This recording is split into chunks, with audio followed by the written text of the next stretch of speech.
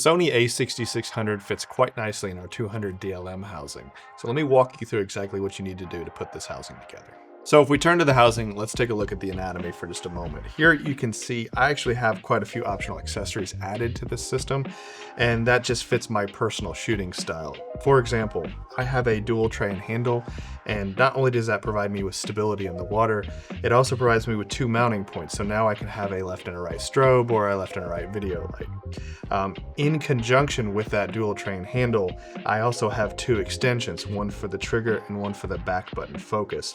That brings both of these curved levers that you'll find on the housing out into my right hand here, making it a lot more comfortable to trigger and do back button focus. Lastly, as far as optional accessories go, I also have the vacuum valve installed here.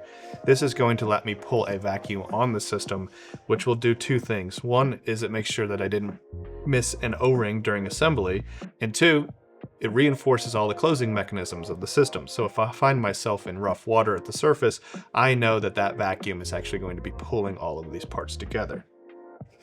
So let's go ahead and get the camera installed. To do so, I'm going to set the housing down on its front face, and I'm going to release the locking mechanism on both sides. To do that, lift up on the lock and lift the lever. Same thing on the other side. And we can lift the lid snap over the lid hook of the back, and that lets us just simply lift the back off of the front of the housing. We'll set that aside.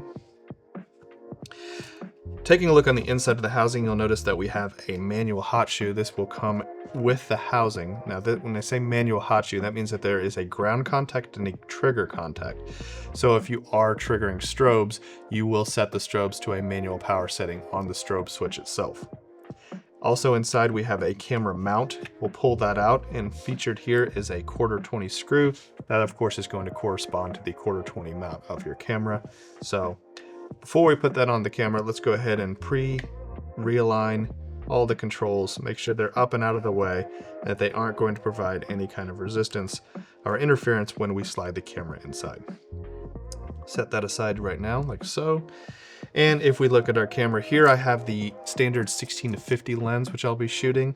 In this case, it's pre-installed. I don't need to front load this lens, so I'll leave this attached to the camera, and I'm going to attach the camera mount to the camera using a flat-headed screwdriver. If we look at the camera mount, you'll notice there's an anti-rotation wall that prevents rotation of this camera mount on the camera. That wall actually sits up flush against the camera body in between the screen and the body itself.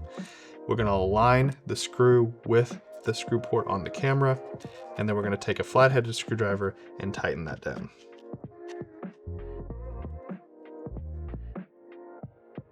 Now, no need to over-tighten this, but do make sure it's snug.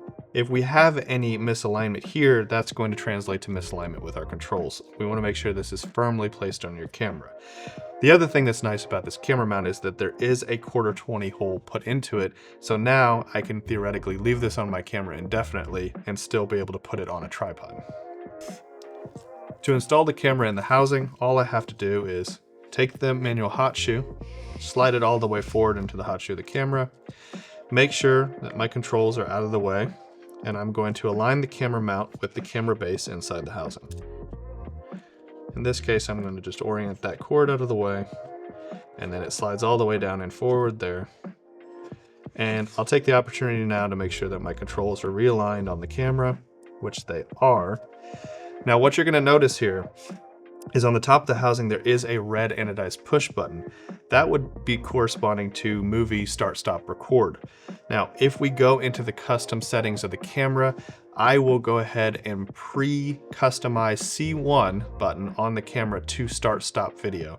And that will ensure that my red anodized button is going to start, stop video when it's in the housing. So to continue on with assembly, I'm going to take the opportunity to make sure that this sealing surface is clean and free of debris, and I don't have anything specifically like animal hair or debris or sand that's going to affect my seal. This is what's known as a compression seal, meaning that we do not have to use lubricant to overcome friction. If we turn our attention to the back, we'll notice that the sealing O-ring sits around an outside perimeter and it never takes an inside turn, so it always wants to stay in that position. And we can look and make sure that our O-ring is clean. and doesn't have any debris on it. We can also look underneath it and make sure that there is nothing that's going to affect the sealing surface of that inside corner. And here we're going to go ahead and put this onto the back. And what's really nice about this system is that when I lift the lid snaps over the lid hooks and I press down, that they both ensure that they lock in place so that it won't open accidentally. And that also I have a clear visual indicator that that O-ring is sealed, and I have a perpetual view of my camera and making sure that it is exactly the way I want it to be and that there's nothing happening inside the housing. So I'm going to turn my attention to the front of the housing, and here is where you're going to notice the port mount. And the port mount has a O-ring sitting in a channel here. This is a piston seal O-ring, so we do want to make sure that we use lubricant because that lubricant is going to overcome the friction when we slide the port on. The lubricant does not create a seal, it just overcomes the friction, so we just need enough to make that O-ring shiny. To do so, use some of the included lubricant with your housing. And it doesn't take very much, just a small bit on your index finger and your thumb, and then run that around that O-ring.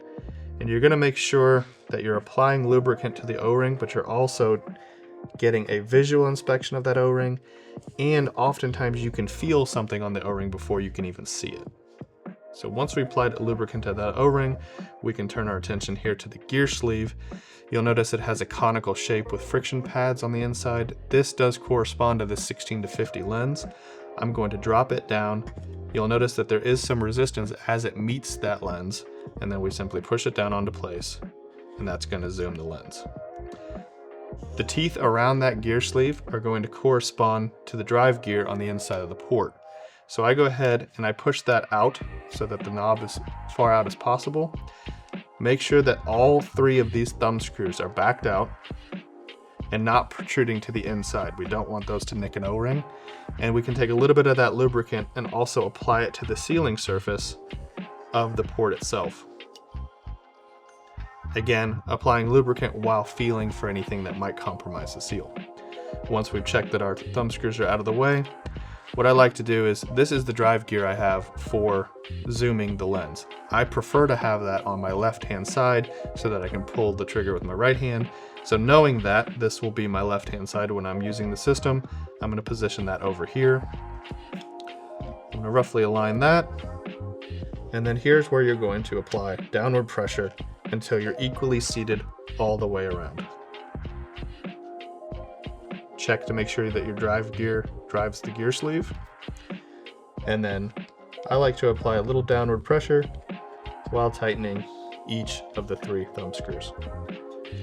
Here, you do not need to over tighten, and you do not need to use a tool. These are just retention thumb screws. The seal occurred when the two pieces glided together. These just prevent the housing and the port from separating. And you'll notice that when you put a vacuum on the system, that those two pieces will actually be pulled together, again, reinforcing that closing mechanism. From this point, I'm ready to get in the water. After I've applied my vacuum, it is important to know that if you use a vacuum, that you have to release the vacuum in order to open your system back up. Other than that, you're good to go and get in the water. If you have any questions whatsoever, shoot us a comment below, or feel free to shoot us an email to ikelite@ikelite.com.